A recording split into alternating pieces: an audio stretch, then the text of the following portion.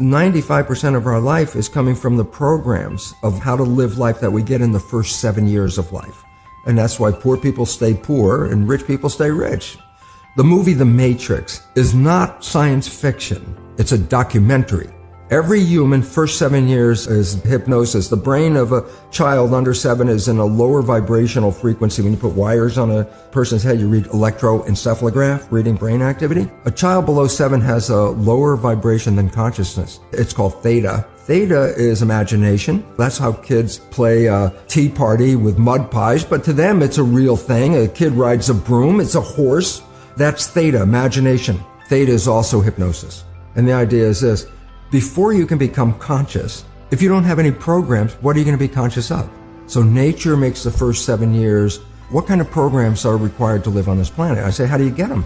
Theta is hypnosis. You just watch. You watch your parents, you watch your siblings, and your community, because you have to learn how many 100,000 rules. Think about it. Just to be a functional member of a family and a functional member of a community, there are rules. Teach an infant these rules. You don't have to. First 7 years, they just observe it and just download it. And then I say, well, why is it relevant? Because this is the unfortunate fact. 95% of our life comes from those programs in the subconscious. Every day, only about 5% of the life are you using conscious, which is creative. 5%. And you don't see it because it's called subconscious, below conscious. And the Jesuits, for 400 years, they were boasting. People didn't understand. They say, give me a child until it's 7 and I will show you the man. They've been saying that for 400 years because they knew 7 years was the program period. And 95% of your life after that will be whatever that program is. A child isn't functioning in consciousness until after 7. Before 7 is direct record. Whatever you just said, I just recorded it. So if the parent gets mad at the child and says, you don't deserve that, you don't deserve this, go.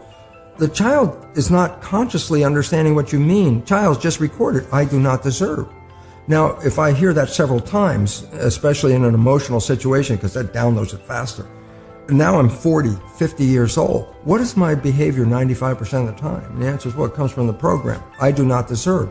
Well, that means unconsciously I will sabotage myself to make sure that the program is correct. I'm making the program true by adjusting the behavior to meet the program. Look, this is not new. I mean, there's a famous book, Rich Dad, Poor Dad. And basically said you come from a poor family and you could struggle your whole life and try to get rich, but you're not going to make it. And if you come from a rich family, you could be stupid your whole life and make it. Not because it was thinking, but it was unconscious behavior that was downloaded from rich families into kids, which is unconscious. So they're making the right moves unconsciously. If they engage their conscious mind, then they look stupid, but it's unconscious. And that's the same thing with poor people. Poor people have beliefs from the family. Oh, you can't make it. Life's a struggle. Things are hard. Who do you think you are? And if that's the program you get, then 95% of the day you will sabotage yourself. And that's why poor people stay poor and rich people stay rich, because the programming. Before I put this knowledge into effect, and I use the word put into effect, why? I had the knowledge academically. It's like, oh my God, look at the research. What does it mean? I understood it from the level.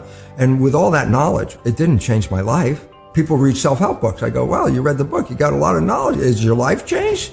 No, but you got a lot of knowledge. And so here's the difference. The conscious mind is creative and can learn in any number of ways. Read a self-help book, go to a lecture, listen to this, and conscious mind is going to get some awareness. But subconscious mind doesn't learn that way. Subconscious mind learns in two fundamental ways naturally. Hypnosis, which is the first 7 years. And after age 7, how do you put new programs in?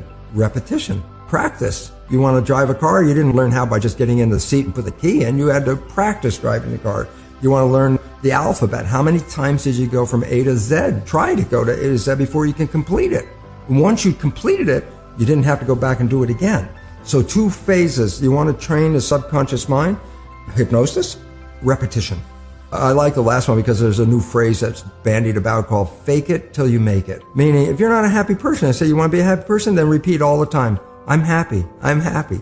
Well, you don't look happy or anything. No, who am I talking to? By repetition, I'm talking to subconscious. If subconscious gets, I am happy, and 95% of your life comes from that subconscious, there will be a point once the subconscious got, I am happy, you don't have to say it again. It'll be automatic. It's repetitive, and that's the secret part. Putting a sticky note on the refrigerator is more like a suggestion, but it's not a repetition. So it doesn't work very well. Repetition is a habit. It's making habit. So you got to do something religiously in the sense of repeating it to make it work. Every night when you go to bed, Just when you're falling off into sleep, consciousness is disconnecting. The next period of your brain operation while your consciousness is disconnected is theta, which is the same brain function as in the first 7 years. So if you put a pair of earphones on at night with a program of what you would like to be true in your life, as soon as your conscious mind disconnects, that program is playing. It's not playing into your conscious mind. That's shut off. It's now going straight into the subconscious mind. So it's called auto-hypnosis. You don't need to go see a hypnotherapist. You just have to pick out what program would you like to have that you don't have. 95% of your life is coming from the subconscious. Your life is a printout of your subconscious behavior. So you don't have to try and think about what happened. I just say, look at your life. The things you like that come into your life come in because you have a program that supports them.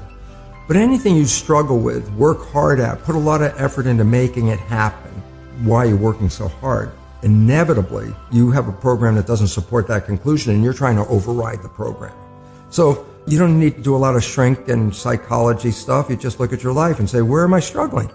Because wherever you're struggling, inevitably is a program in your subconscious that does not support that destination you've been looking for.